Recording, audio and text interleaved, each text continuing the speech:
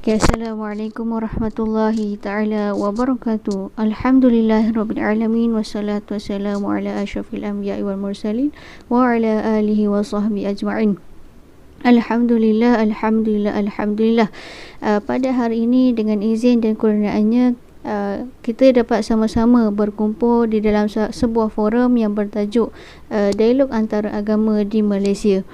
InsyaAllah pada hari ini saya akan menjadi moderator bagi forum ini. Okay, sebelum kita memulakan forum kita, terlebih dahulu saya memperkenalkan diri saya. Saya Nur Anis Akilah binti Saparudin, berasal daripada Johor. Okey, sebelum kita memulakan forum kita pada hari ini, izinkan saya untuk memperkenalkan ahli panel yang mana yang akan mengupas topik perbincangan kita pada hari ini. Kata orang, tak kenal maka tak cinta. Jadi bersama saya sekarang ada 3 orang panel yang tidak asing lagi. Okey, dimulakan dengan panel pertama yang cantik dan manis orangnya, iaitu Cik Nur Anis Hafizah binti Saidi. Beliau merupakan pensyarah di Fakulti Tamadun Islam Universiti Teknologi Malaysia Johor. Apa khabar Cik Nur Anis Hafizah? Alhamdulillah, sihat. Okey, seterusnya ahli panel yang kedua yang sentiasa tersenyum manis, iaitu Prof. Maidia Dr. Siti Nur Murshidah binti Muhammad Ghazali. Beliau merupakan pensyarah di Fakulti Pengajian Islam Universiti Kebangsaan Malaysia. Okay, apa khabar Ustazah? Alhamdulillah, sihat. Okay, dan ahli panel kita yang terakhir nampak pemalu tapi peta berkata-kata, iaitu Cik Wan Fatimah Az-Zahra binti Walukmal. Beliau merupakan pensyarah di Fakulti Kontemporari Islam Universiti Sultan Zainuddin Abidin. Apa khabar Ustazah? Alhamdulillah, masih diberi kesihatan yang baik. Okey, baik. Sebelum saya memulakan perbincangan kita pada hari ini, izinkan saya untuk mengupas sedikit tentang tajuk forum kita pada hari ini. Okey, dialog antara agama adalah interaksi antara dua ataupun lebih agama yang mana untuk mewujudkan persefahaman dan hubungan yang harmoni. Kaedah dialog ini terbahagi kepada dua, iaitu formal dan juga tidak formal. Okay, pada era dunia moden yang juga dikenali sebagai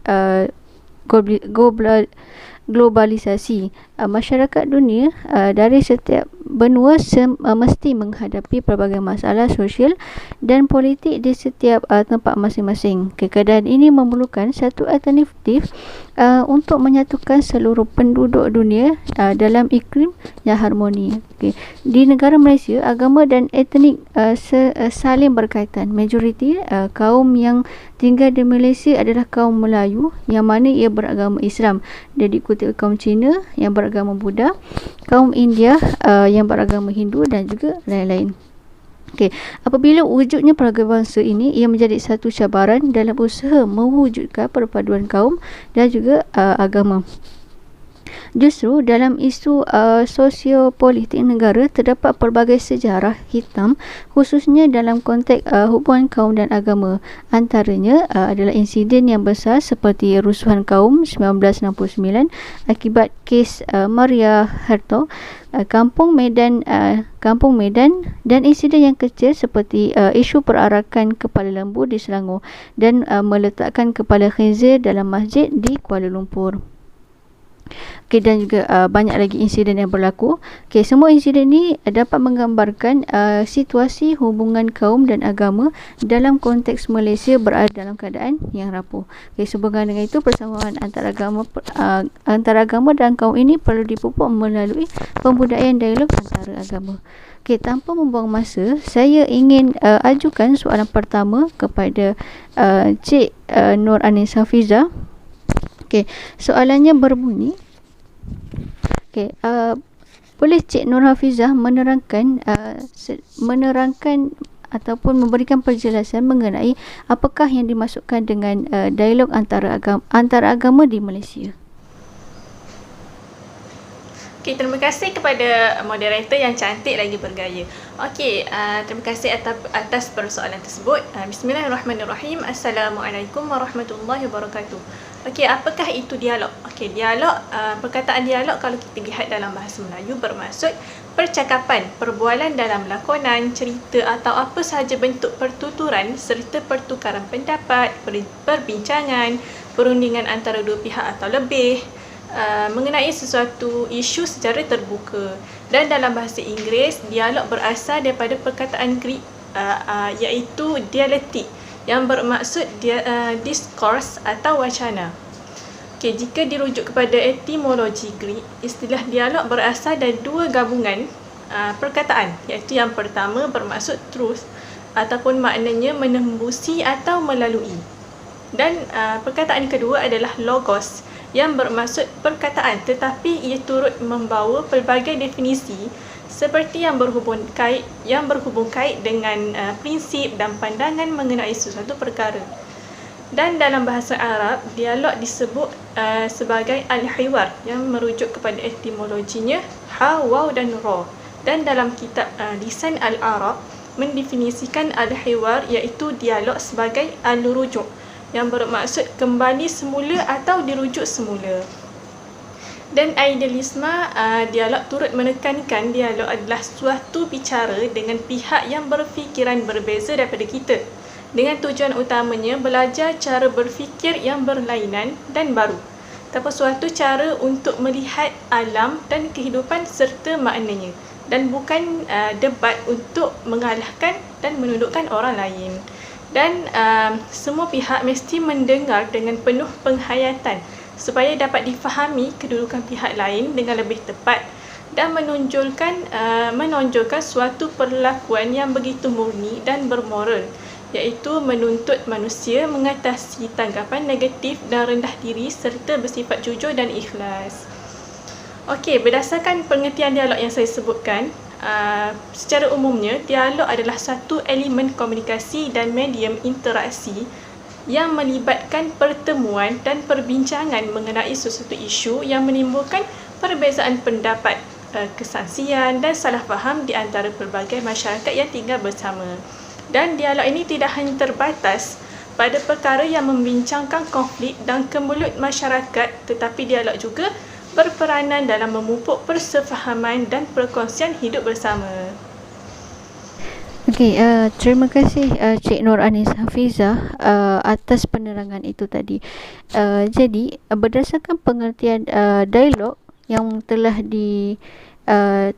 disebut oleh Cik Nur Anis Hafizah, adalah jelas bahawa secara umumnya dialog adalah satu elemen komunikasi dan medium interaksi yang mana melibatkan pertemuan dan juga perbincangan mengenai sesuatu isu yang menimbulkan perbezaan pendapat, kesangsian dan juga salah faham di antara pelbagai masyarakat yang tinggal bersama.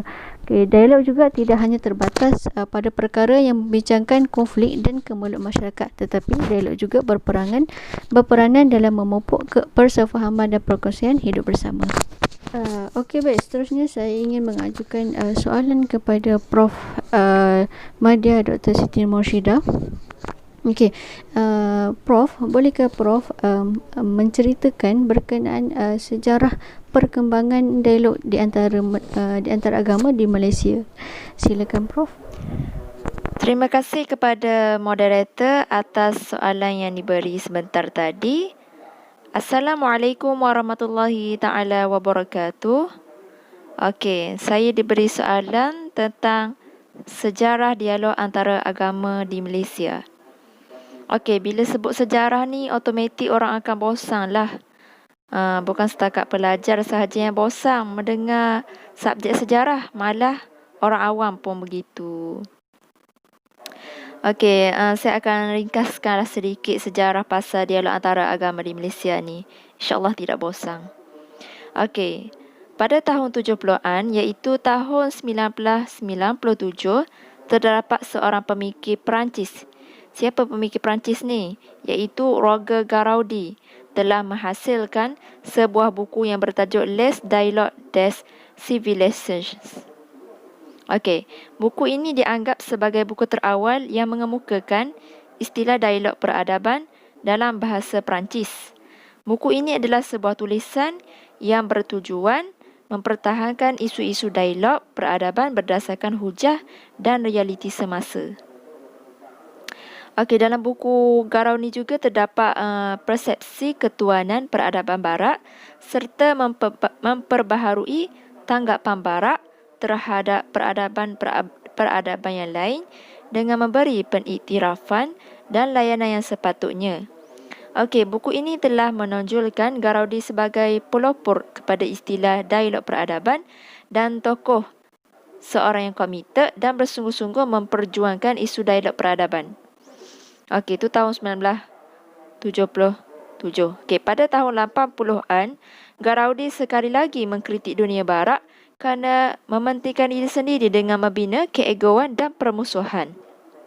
Okey, menurut Garaudi, baratlah yang sebenarnya menjadi penyebab kepada pembentukan keakuan, yakni al-usuliyat dalam peradaban.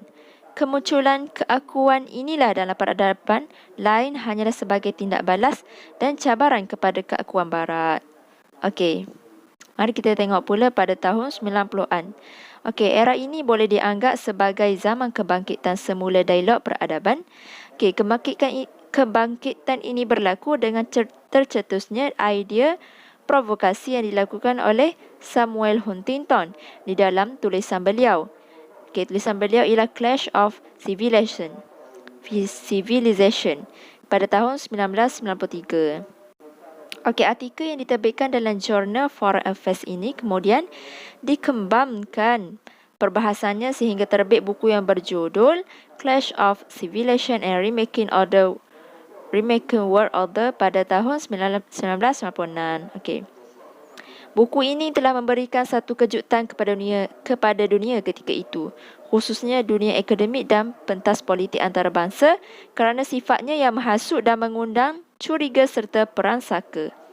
Okay, namun begitu, realitinya Huntington telah berjaya membawa perbincangan pertembungan peradaban ke pentas dunia.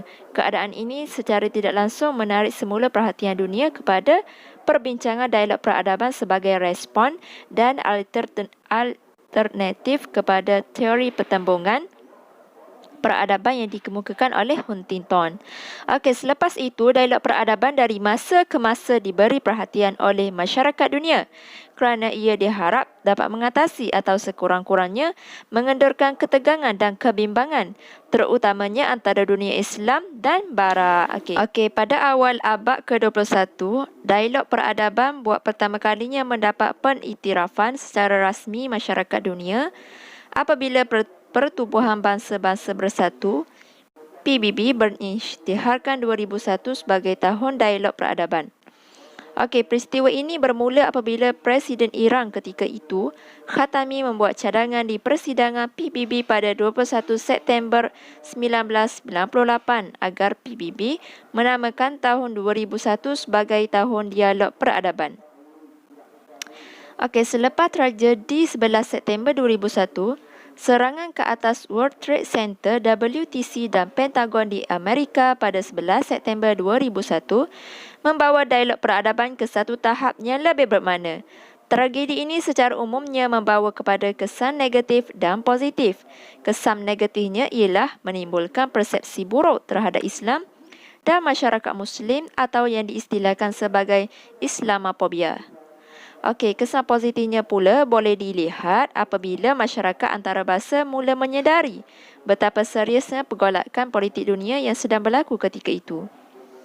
Okey, tragedi ini juga menyemarakkan lagi kesungguhan masyarakat dunia terhadap dialog peradaban kerana ia dipercayai langkah terbaik bagi mengelakkan tragedi tersebut berulang kembali. Secara umumnya, tragedi 11 September telah meninggalkan kesan yang mendalam dalam pemikiran masyarakat dunia terhadap isu keselamatan serantau.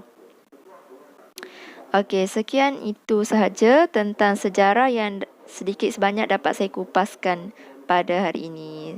Saya serahkan kepada moderator. Okey, terima kasih Prof atas penerangan yang sangat bermakna sebentar tadi.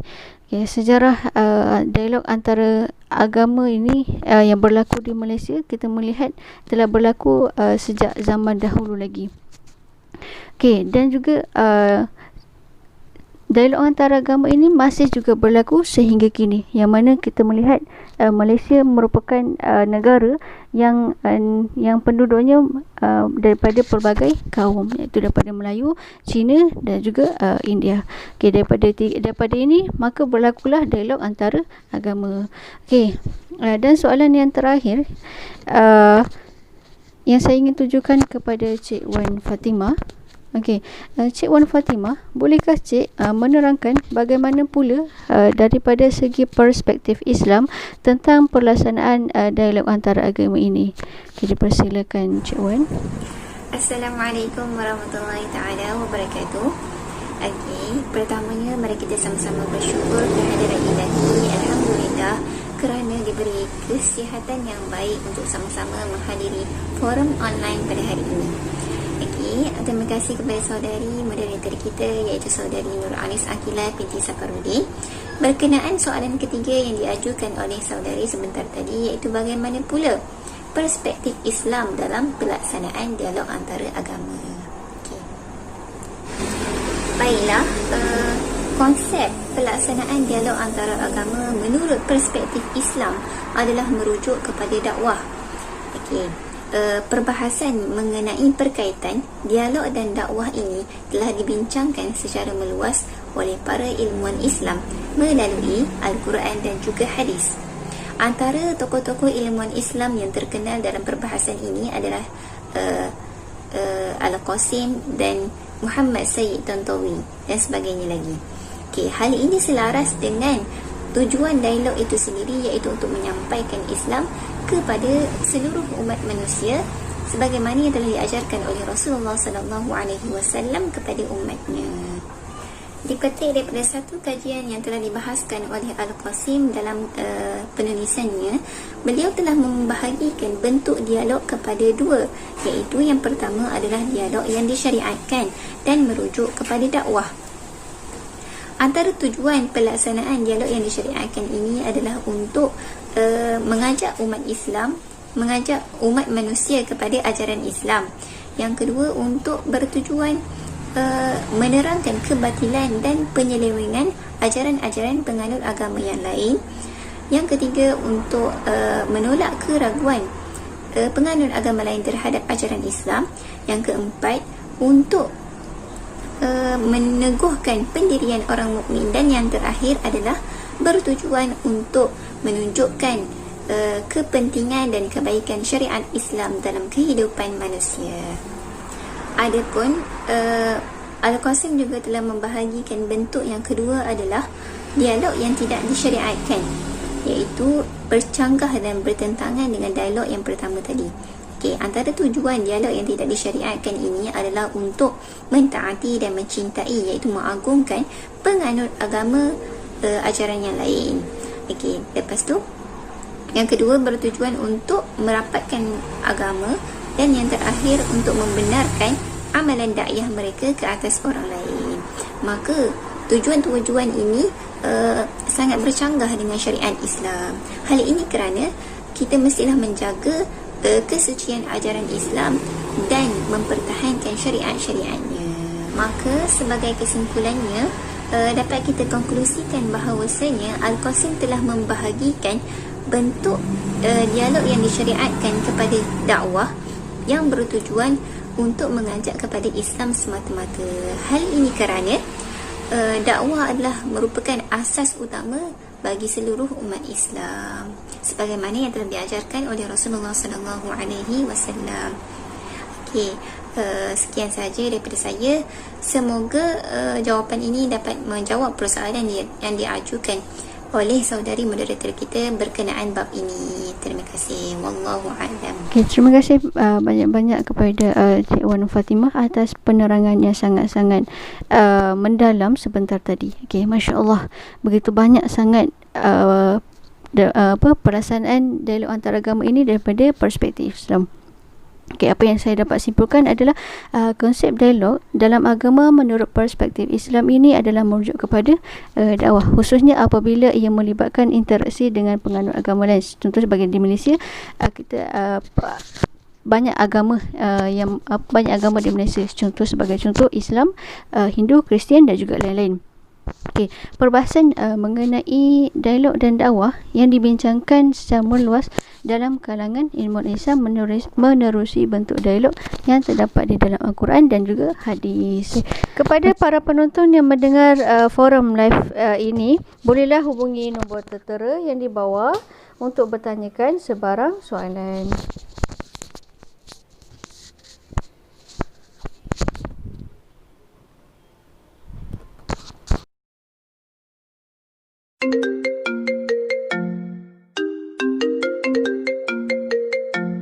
Warahmatullahi wabarakatuh.